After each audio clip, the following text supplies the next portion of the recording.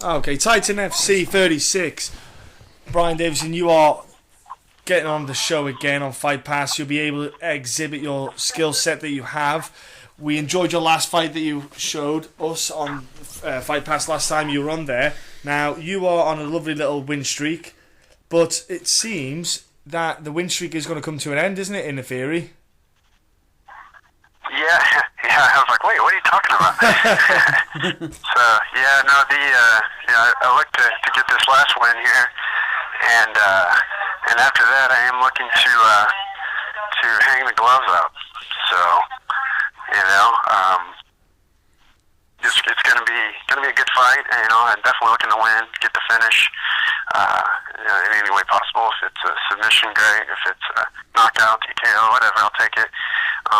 I'm really not interested in going the distance this fight. And then afterwards, I'd like to have my hand raised and enjoy that retirement victory. So what's the reason then for basically hanging up the boots? Hanging up the gloves, hanging up the boots. Sorry about that. Oh, no, it's okay.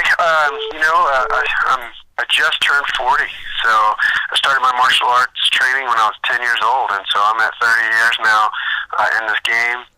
Starting as a traditional martial artist, in Taekwondo, just sticking with that, going through all the ranks, degrees, being an instructor, school owner, and turned that into, Krav Maga and Jiu-Jitsu, and then MMA, and started doing, mixed martial arts, probably, I want to say 2006, started fighting, and turned pro in 2007 or 8, something like that, and, here I am, 13 or 4, and, it's just been a long road, and it's been fun, it's been awesome, but, I don't know how much longer I can actually, sustain the training regimen and, personal life, the balance. It's kind of tough.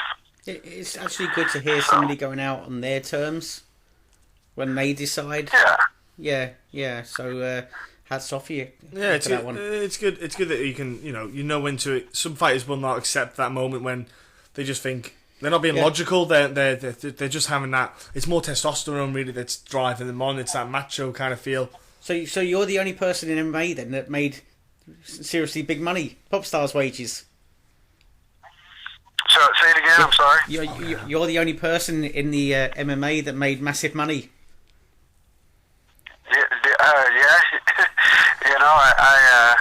I'm trying to be smart, make good choices in my, in anything that I do, whether it be MMA or outside my personal life and my family. I'm a husband and a dad, and I got to provide. I'm a boss, school owner. I have employees, and I just got to be smart. I got to make good choices with things, and so. Maybe one part of me still wants to compete and train and be all about Brian and me. The other side is, I'm also, I have a lot of responsibilities for other people that look up to me, that rely on me, that I need to be there for as well. So, if MMA, if I made the kind of money in MMA that, maybe some of these other professional sports, then maybe I wouldn't hang up the gloves. It might be a financial thing, but the money that I'm making is definitely not enough to support my lifestyle. When you listed everything you did, then I thought MMA actually sounds like the easiest one out of everything. Yeah, right. No doubt. It is been enjoyable for me. I love the sport. I really do. You have all these people out in the world that are like, MMA, you cage fighter, this, and that's crazy. I can't believe you get in there and do that. It's like, to me and to probably every fighter listening in, it's a sport. It's what we do. It's our fun, the training, it's our sport. It's our fun. That's what we do to take the stress off. That's what we do to function as a person in society. We're not out there, we're not savages. We're not crazy people, normal people. We just chose this activity, not golf or not tennis. It's just MMA.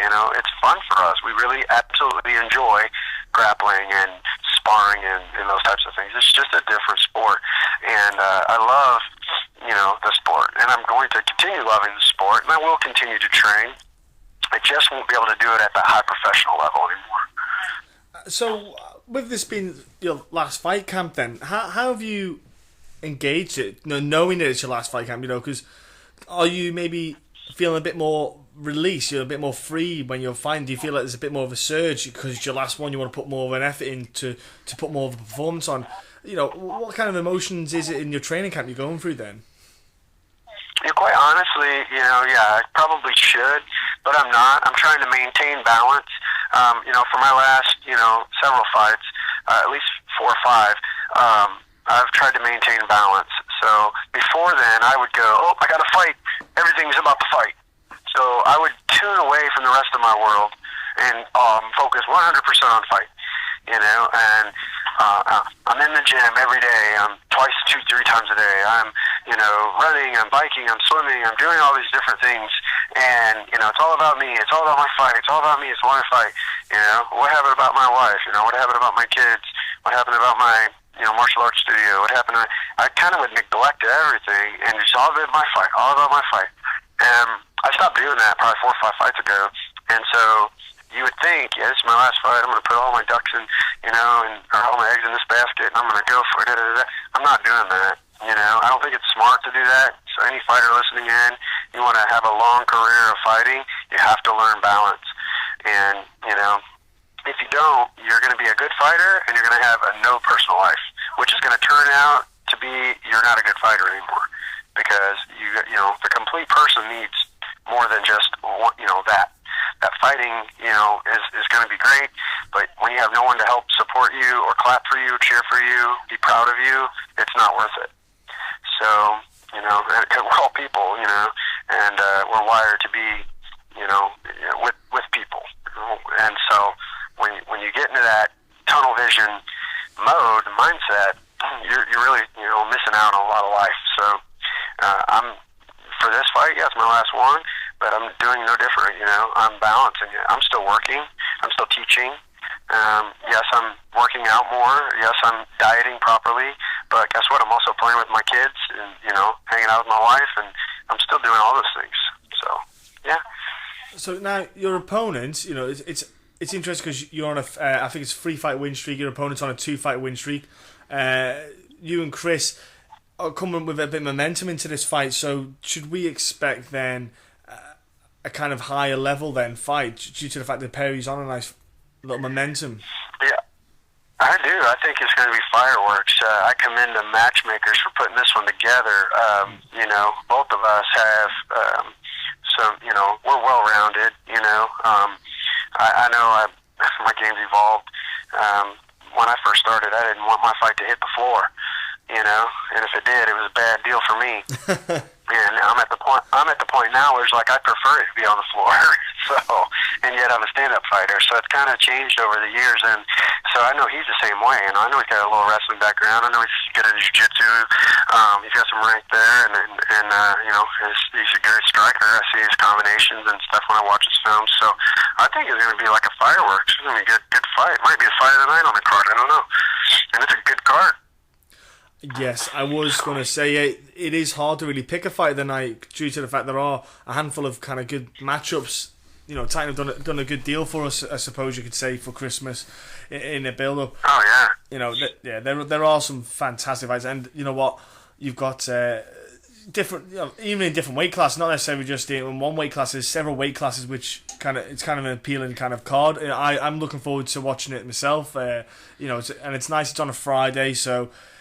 It's a bit different for people, to wait end of the week, sit down, chill out, watch a Titan card on Fight Pass. Which watch your fight. I'll be definitely. We'll be in the UK, but we'll be watching it ourselves, me and Mike, won't we? Oh, definitely. Yeah, we'll cuddle up together. Great. We'll cuddle up together, won't we, Mike? Hot water bottle, blanket, cup of tea. What's the time difference?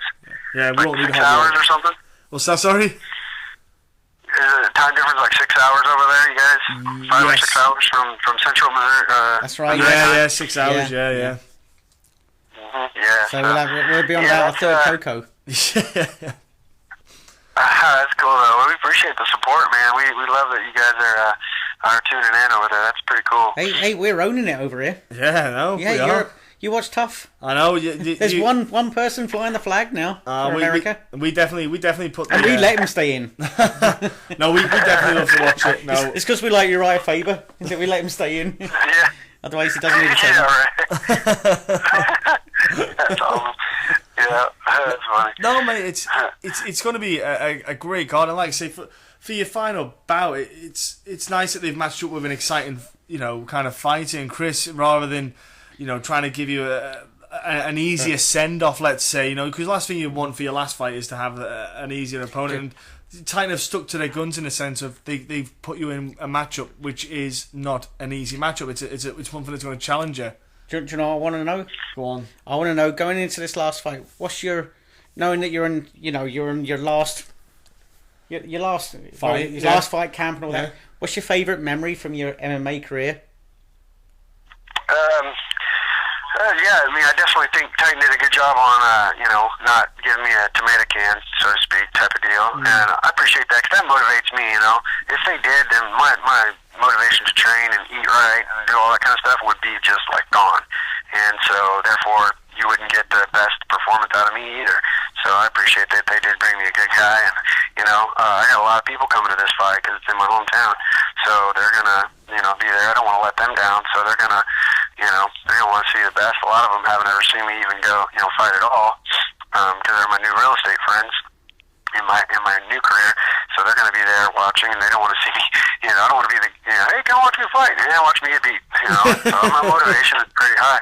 And so that's pretty cool. And of my MMA career, who sticks out the most? My most notable win obviously is the Jens Pulver fight. I'm excited about that fight because I came in there.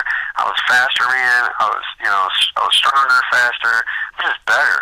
And my mentality was better. And I think I would have beat him not just then. I would have beat him when he was in his prime. I think I was just that focused and that ready for that fight. So it really sticks out in my mind. I've had some good fights. I like, now that I'm older, every time I fight, they're like, then this guy's 38, 39 years old. And I'm fighting these guys that are 22, 23, 24, 5, 6 years old. And I keep bringing that up to commentators in the fight over and over and over. They bring it up. And then when I win, I'm like, yeah, you just got beat by the old man. So that's always fun too, these young guys who are coming up and fighting this old dude. And it's like, I guess good genes or something. But, I feel like I'm, 26 years old still as far as physically goes.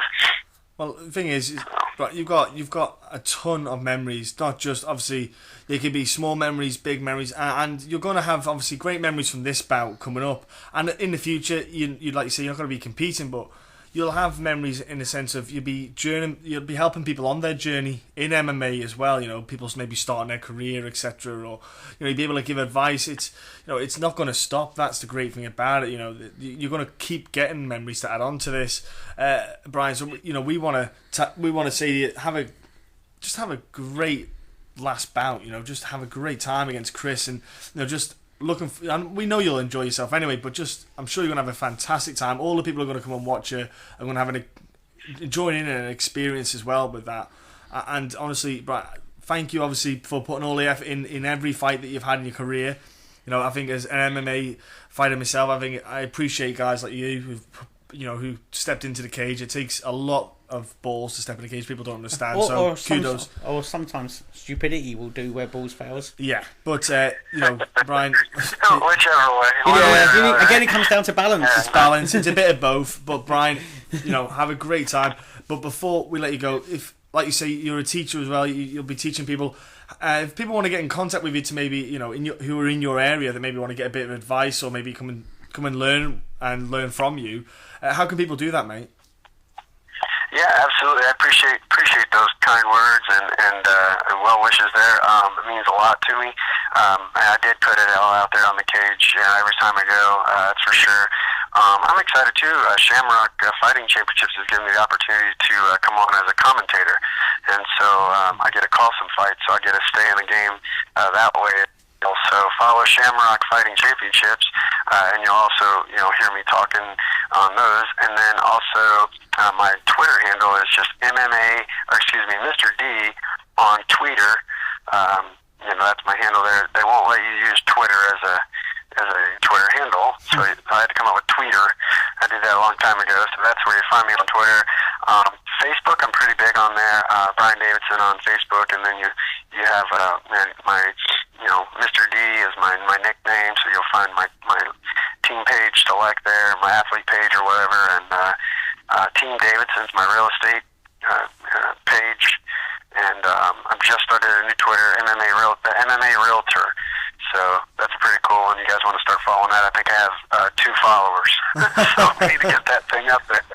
I don't even know who the 2 people are, but 2 people follow the MMA Realtor. Yeah, we haven't started talking yet.